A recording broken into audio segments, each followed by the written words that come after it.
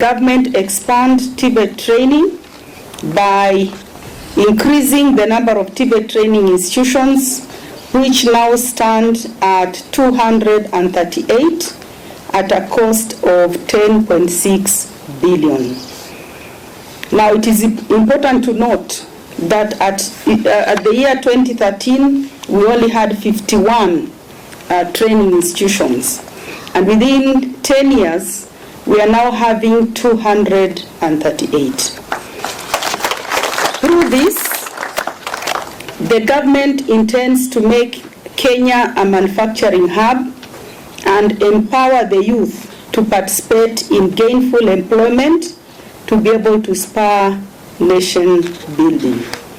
Indeed, vocational skills and competencies such as plumbing, electrical installation, welding, bricklaying, painting, carpentry, tailoring, among others, are very key in socio-economic growth of this country. The government has equipped TVET institutions with the human resource, financial resources, relevant technologies, equipment, and infrastructure to facilitate good learning environment.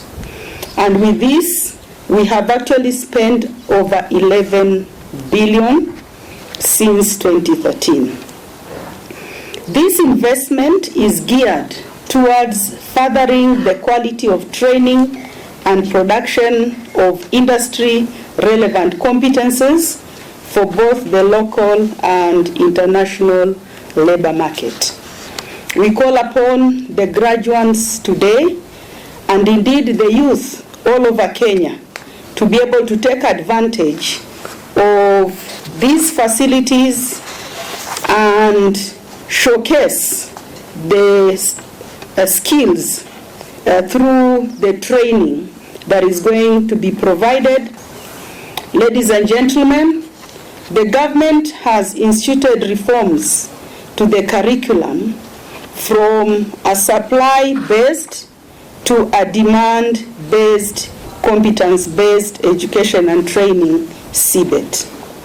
CBET is a flexible model that has been developed in liaison with the industry to guarantee relevance to Kenya's economic growth. CBET will see TVET graduates acquire industry-relevant skills to be able to meet the labor gaps in the industry and to progress the manufacturing and the industrial sector. That more youth of school-going age should actually be at home. They are either at our VTCs or our technical training institutes or at our national polytechnics. Currently, the enrollment in TVET institutions now stands at 249,316, and this is from 55,949 in 2013. But this is actually a drop in the ocean, because the discussion that I've had with the Kenya Association of Manufacturers, they actually require 500,000 skilled workers per year. So 249,316 for the last 10 years is a very low number compared to the infrastructure that we have developed in the TVET sector, but also the equipping that we have done with the state of the art, culminated by the capitation and higher education loans board that we are providing. In consultation with KNQA, the Kenya National Qualification Authority, we have recognized that TVET is a pathway to education that can enable our TVET graduates to pursue their areas of interest in academia up to PhD level. That our Kenyan youth are also gifted differently. There are those who are gifted in academia and those who are gifted in working with their skills. So for us, TVET, we have given you opportunity to be able to perpetuate your talents, to be able to perpetuate your gifts, and to be able to live your dreams, even up to the PhD level, where you can be able to inform research and policy and strategy in this country. The TVET Gateway will constitute a pool of TVET graduates and their various competencies. And I think this is good news for you graduates today, because you'll be among the first to be able to be uploaded in our TVET Gateway. It's going to be a one-stop shop for our TVET sector.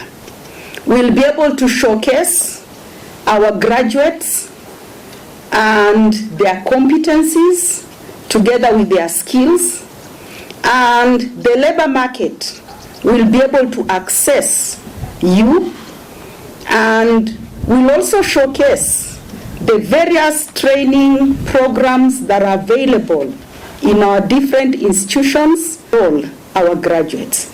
But we'll also have a feedback mechanism where we'll also be knowing your performance as you progress. Because when the labor market is able to access you, then they're able to rate you and be able to tell us whether you are 5-star or 4-star or 3-star or 2-star and 1-star. So your hard work, the way you will be able to produce with your hands, will now enable you to sell yourself better and be able to perpetuate yourself to regional and global market. So this is a marketing tool for you graduates and for the rest of our graduates.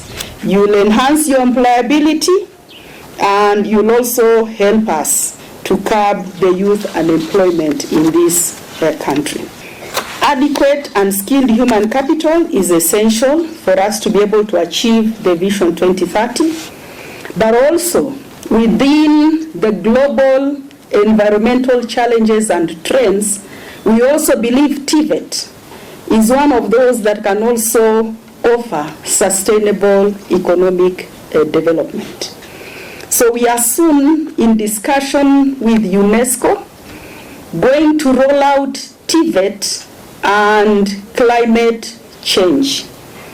We are going to come up with programs and activities that will be able to socialize our TVET graduates, to be able to embrace the green economy, to be able to embrace the clean development mechanism, and to be able to be the reform agenda in terms of reduction of the greenhouse gas emissions, but also to be able to enhance the forestry sector in this country.